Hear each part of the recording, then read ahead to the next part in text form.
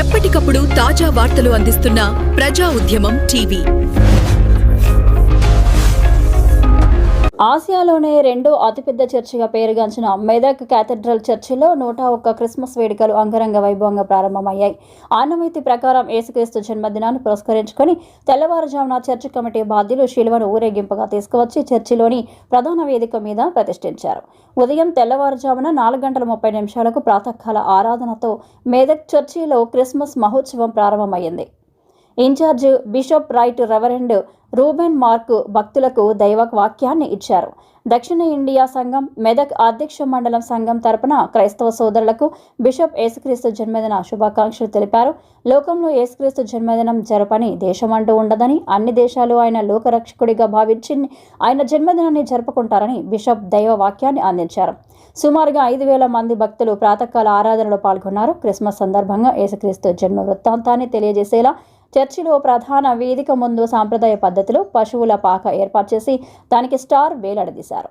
మరో పక్కన పెద్ద సైజు క్రిస్మస్ ట్రీని ఏర్పాటు చేసి దానిని శాంతా క్లాజ్ బొమ్మలను, బెల్స్, స్టార్స్, గ్రీటింగ్ కార్డులు, రంగురంగుల బాల్స్తో అందంగా అలంకరించారు. చర్చిలోని విశాలమైన హాల్ను రంగురంగుల మెరుపు కాగితాలు, బెలూన్లు, స్టార్లతో శోభాయమానంగా అలంకరించారు. తెలంగాణ, ఆంధ్రప్రదేశ్, కర్ణాటక, మహారాష్ట్రాల నుంచి భారీ ఎత్తున భక్తులు మెదక్ చర్చికి తరలిరానున్నారు. ఈ మేరకు సిఎస్ఐ యంత్రాంగం భక్తులకు అన్ని ఏర్పాట్లు చేసింది. జిల్లా ఎస్పీ డివి శ్రీనివాసరావు ఆధ్వర్యంలో క్రిస్మస్ వేడుకలకు ఎలాంటి అవాంఛనీయ సంఘటన జరగకుండా 500 మంది పోలీసులతో గట్టి పోలీస్ బందోబస్తు ఏర్పాటు చేశారు.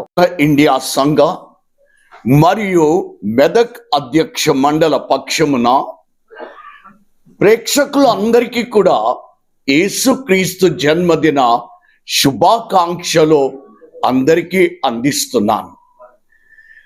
ఈ లోకంలో యేసు జన్మను జరుపుకోనటువంటి దేశం అంటూ ఎవరు ఏ దేశం కూడా లేదు. అన్ని దేశాలలో ఆయన జన్మను ఏదో ఒక రకంగా జరుపుకుంటుంటారు.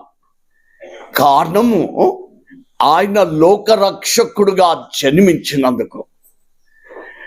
ఈ లోకంలో ఎందరో జన్మించారు, కానీ అందరి జన్మ మాత్రము ఈ ప్రపంచమంతా జరుపుకోదు.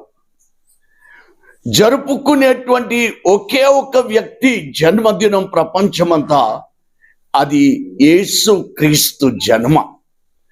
కారణము ఆయన లోకరక్షకుడుగా జన్మించాడు.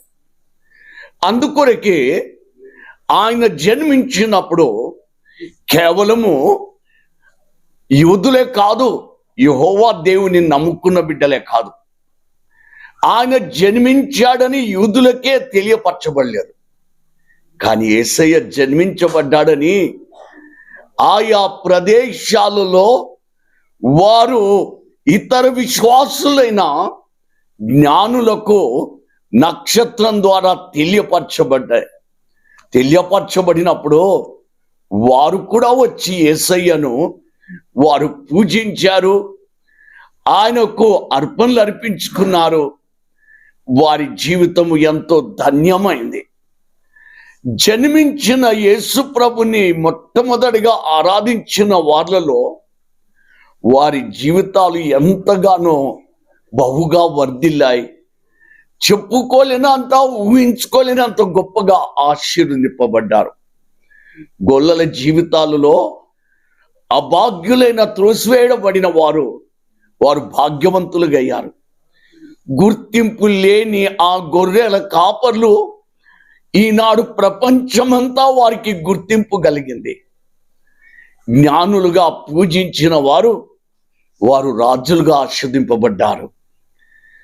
ఈ సంవత్సరము ఈ క్రిస్మస్ శుభవేళలో రక్షకుడు జన్మించిన దినమని మనము కూడా పూజిస్తే, ఆరాధిస్తే 2026 సంవత్సరంలో కూడా మీ అందరి జీవితాలు, వారి జీవితాలు ఎలా మారాయో, దీవింపబడ్డాయో, మీ జీవితాలు కూడా ఆశీర్వదింపబడిన జీవితాలుగా 2026లో మీరందరూ పయనిస్తారు.